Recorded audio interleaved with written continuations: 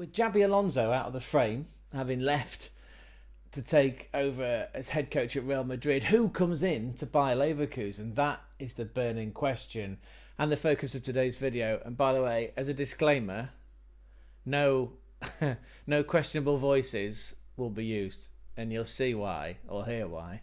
That makes sense in a minute. Anyway, so front runner Erik ten Hag, remember him? Erik ten Hag, previously I nearly slipped into a voice then. Previously manager of Manchester United. Erik ten Hag, this is according to One Football. We love their streaming service, and one day I hope that we'll both be partners on a commercial footing, that is. Anyway, according to One Football, Erik ten Hag is on the shortlist to replace Xabi Alonso. We come down, former Manchester United managers, one of the front runners, yes, to take over at De Work Self.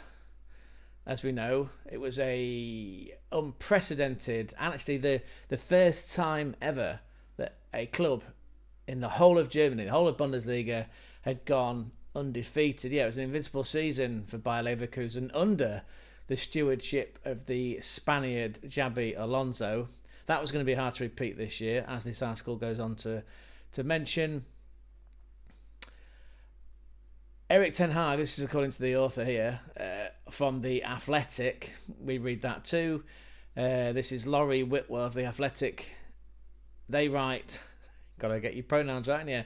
Erik ten Hag is on Bayer Leverkusen's shortlist to become their next coach, but the former Manchester United manager is also open to a return to the Premier League. Leverkusen are described as continuing the process. That's a phrase that ten Hag liked to use a lot. And he's remembered from his time working in Germany. Yes, you're probably thinking, Shaggy? What? Well, yes, if you look at his record. Well, here we go. Look, let's follow the article first. Look, former AJAX head coach Ten Hag previously worked in Germany between 2013 and 2015 as Bayern Munich's second manager, not the second, Bayern Munich II, the other team. That was when Pep Guardiola was in charge of Bayern's first team. There you go. So there's some unfinished business in the Premier League for Ten Hag. That said, he does know the Bundesliga. He does know teams like Bayer Leverkusen. Does know how to put three people at the back. Does know how to defend. Does know how to win trophies. And if we jump here, right? So this is Ten Hag, right? This is his transfer market record. So he's 55.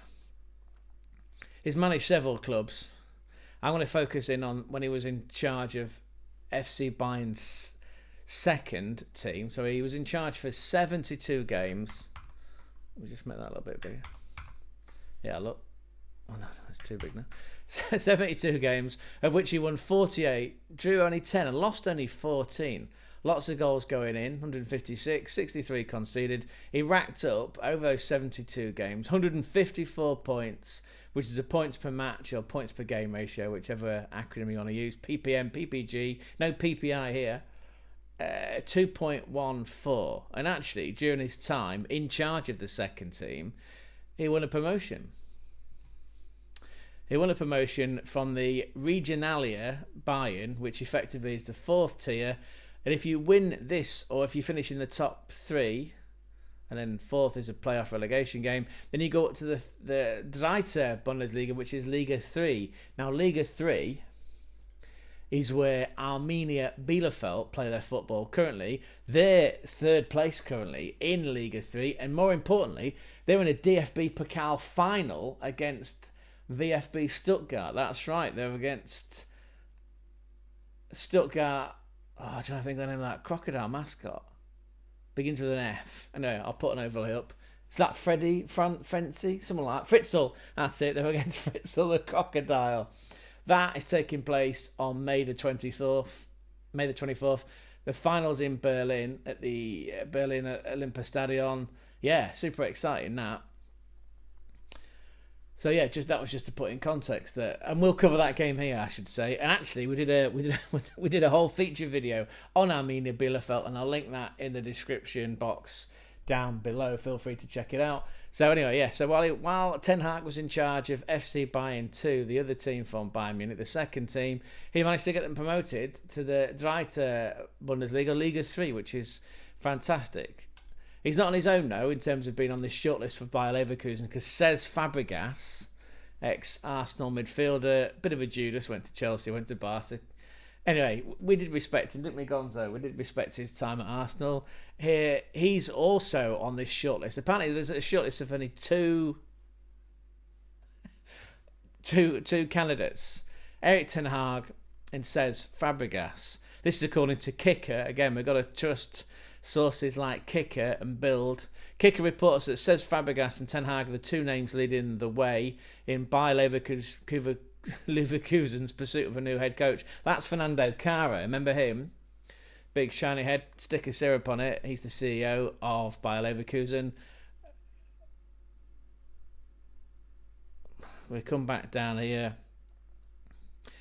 The Dutchman carries a lot more experience compared to Fabregas and knows how to develop players from his time at Ajax. We'll come on to that in a minute. On top of this, at Leverkusen, it will be significant to that. It will be significantly different to his previous clubs, like Manchester United. And again, there's this fantastic quote from Louis van Gaal. Feel free to look it up on YouTube. Ask Jeeves. Even get your friends, your work colleagues, your familiar to recreate it. Where basically Louis van Gaal says he's a great manager. Manchester United are a good club, but they're a commercial club. So don't do it. Don't do it, son, because it'll end in tears. Fabregas, on the other hand, has heavily impressed the work self. Despite lacking the experience in comparison to Ten Hag, the midfielder, Fabregas, has shown that he can lead a team that is similar in youth to Leverkusen, while a move to Germany would be a significant step up from his current club, Como. He's also Spanish, right? And Xabi Alonso was Spanish. I recall that Fabregas is 38. Xabi Alonso came into that job age 41. He's now 43. The Spaniard would also offer similar characteristics to Alonso when he first arrived. Fabregas would be previously, it was a global name as a player. We liked him at Arsenal again. He did play for like I say, Chelsea, Barcelona. It was a global name, and as a young coach, you can use the environment at the Bay Arena to take the next step in his and the team and the younger players' careers. As head coach, Fabregas can act as a big brother, not that big brother, George Orwell 1984, whilst also speaking several different languages. The only difference from his former international teammate, Alonso, is that Fabregas will have more experience as a senior head coach. There you go. And then there's another article here from TalkSport. Connor Andrews, sports writer of TalkSport, comments that, yes, sacked Premier League boss rivals, says Fabregas, for Bayer Leverkusen job. And then we're pulling out similar stats. Andy Brassel, don't know if you've listened to TalkSport. Yeah, he's been musing in the morning. There's a comment here that, yeah, they're only down. Fernando Caro and Leverkusen have got two candidates. Leipzig was a club. That's an interesting point. What's changed this week, and it's Leipzig is one of the other teams interested in Fabregas after no longer being able to make the Champions League. And that's an interesting point because mathematically, yes, Leipzig mathematically can no longer qualify for the Champions League. And that's triggered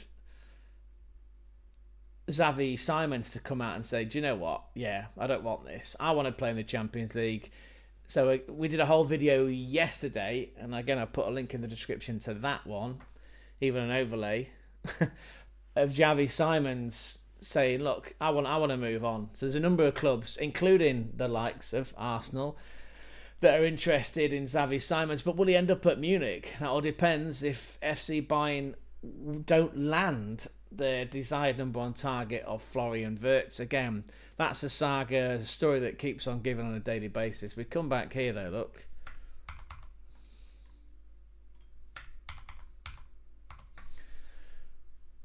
Brassel added, as is known privately to said people close to in recent days, this is talking about Fernando Cara and Leverkusen, there's only two choices for, says Fabregas, does he go to Leverkusen or stay at Como? That means Leipzig, Milan, Rome, all other teams that have shown interest are going to be out of the running. And this is some comments from Fabregas. They had a 3-1 win over Cagliari at the weekend, by the way. That's his side's 6th win on the bounce. They're 10th in the table. 2 games to go, by the way, in Serie A. Whatever happens, I'll be grateful of this club. I am very proud of what's happening in Como. I want to leave an important legacy. The important thing that whoever comes after me finds a great club with very well prepared players and a spectacular work culture. Talking in the past tense as if he's already gone. If that's not an indication that he's going, if not to Leverkusen, it sounds like he's going somewhere. That is the sort of comment that gets wheeled out by your publicity team. I want to leave this to Como, then continue to be very happy and connected to everyone. Yeah, sounds like he's sold out, doesn't he? And then here we go. This is the Daily Mail, and I shudder, but it was a useful source. Former Manchester United, Erik ten Hag has reportedly been included on the shortlist of candidates to succeed Xabi Alonso as Bayer Leverkusen head coach. The Dutchman was dismissed from the Red Devils line 14th in the Premier League after winning just 4 of their opening 14 matches in the previous, this season, right? 2024/25. Interesting though, if you look at Ten Hag's. This is Ten Hag's record. Let's look at Ajax because I think this is important actually. It's difficult, isn't it, doing a apples for apples comparison between 2 managers of different ages. As we see here, look, Ten Hag is 55, Fabregas is only 38. At Ajax though, so this is a club that has Ten Hag's record, if you can see that. Here we go, look. Managerial career. So he ends up after Bayern Munich II, after that promotion from Regionalliga Bayern to the Dritte Liga, to the 3rd Liga, he ends up at Utrecht, and then Ajax is really where it really kicks on. So for Ajax, by the way, over the space of 3 years, one of which was COVID, which meant the entire league was null and void, which was cruel because at the time they were top and they were fighting it out with AZ Alkmaar. So again, not just a farmers league, is it? The Eredivisie in Holland, in the Netherlands. The Dutch league's not a farmers league. You've got Ajax, although they are doing a bottle job at the minute, apparently. And you can follow this up in your own time. That Ajax currently, with 6 games to go, I think they only needed a couple of points. They've managed to lose ground to PSV. Anyway, with 2 games to go, PSV have gone top by a point. So yeah, bit of an Arsenal there, bit of a bottle job going off in the Eredivisie. But you've got Ajax, you've got PSV, you've got Feyenoord, you've got Twente, you've got AZ Alkmaar. You've got some tough teams in that Eredivisie. Makes for a good football manager. Good FM24 save, by the way. Anyway, back to Ten Hag. Look, so at Ajax, in the 3 years that he was there, so one of those championships, those Eredivisie titles, was taken off him because it was null and void due to COVID. But in that 3 years, he comes into the job. They win the cup, which is this one here. They win the cup in his first season, and 10 days later he goes on to win the title, which was brilliant. And again, next season's the COVID one. Then he wins 2 more of these plates that are very similar to the Salah Bowl, the Meisterschale in the Bundesliga. He wins 2 more Dutch championships, and in the season after COVID he wins the Dutch Super Cup. Does really well in his second season, gets to the semi-final of the Champions League. That's that famous Champions League, by the way, that all Tottenham fans, Jack from the Taffman community, and all you Spurs fans out there will remind me of that one. That's the game where it was Luka Moura's hat-trick. So Spurs lose the first leg 1-0, and in the second leg they're 1-0 down, which means they're 2-0 down and out, and they get that hat-trick and he scores. Was it in the 96th minute? Anyway, so Ajax get knocked out. That's Ten Hag. Spurs get to the final and get robbed by Liverpool by a penalty that never was. Anyway, you can all finish that narrative whichever way you want. Back here though, so yeah, 3 years basically at Ajax. He won 3 league titles or 3 Dutch championships, 2 Dutch cups and a Dutch Super Cup. Got to the semi-final of the Champions League. 215 matches he was in charge for. He won 159 of those games. Only lost 29. Scored shitloads of goals. 593 to be precise. Then he conceded 184. Racked up 504 points in 215 games. And ended up with a points per match, points per game ratio of 2.34.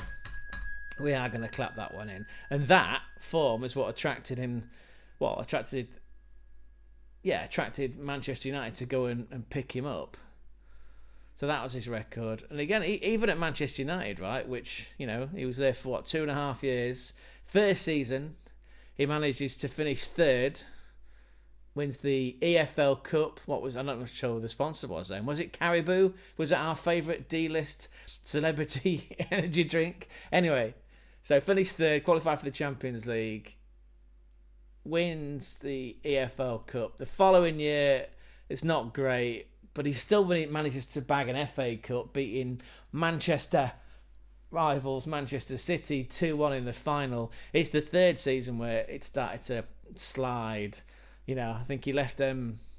Were they in? No, they can't have been in 14th. Maybe they were. Anyway, it's not really improved, has it, under the old. Not Roy Mackay, under Ruud van Nistelrooy. But there's his record at Manchester United. Look, 85 matches, 44 wins, 27 losses, 123 goals scored, points per match ratio or points per game ratio of 1.72. It's a commercial club. He maybe should have listened to Louis van Gaal, but it suggests to me that, I suppose, if a club like Manchester United calls, or Real Madrid calls, or Barcelona calls, you don't turn them down, right? So, anyway, he did what he needed to do. He got a nice payout. I think it was like €12.4 million payout. And he's back on the market again. And again, he's up against this guy, Fabregas, who, this is his managerial debut season at Como in Italy in the Serie A, and he's been there for 37 games. He's produced 13 wins. It's tough, right? Serie A is tough. Yeah, it's tough, and I'll show you the table.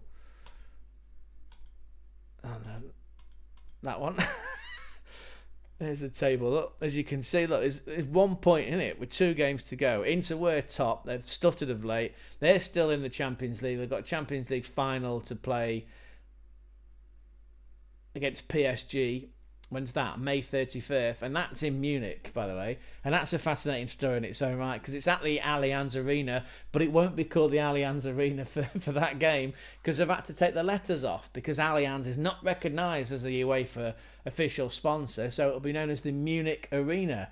Very similar to Red Bull Salzburg, or FC Salzburg, as they have to be known, competing in the Club World Cup, because despite the grey issue around Inter Miami being one of the host clubs for the Club World Cup, which is taking place in the USA, you know, it's a grey area, isn't it? Because technically Inter Miami didn't win the MLS, did they? They only won their regional championship game, but lost in the finals.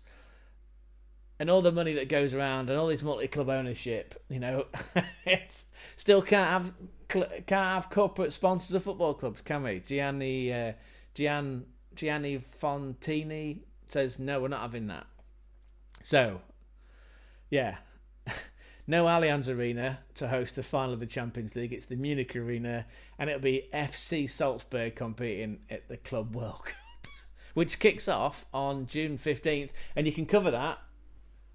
Well, we cover that. You can be part of the coverage with us here, Gonzo and I, on the German Football Spotlight channel. Anyway, back to the Serie A. 1 point in it, 2 games to go. Very tight. Like I say, Inter stuttered of late, but they've still got a Champions League final. But Como, look.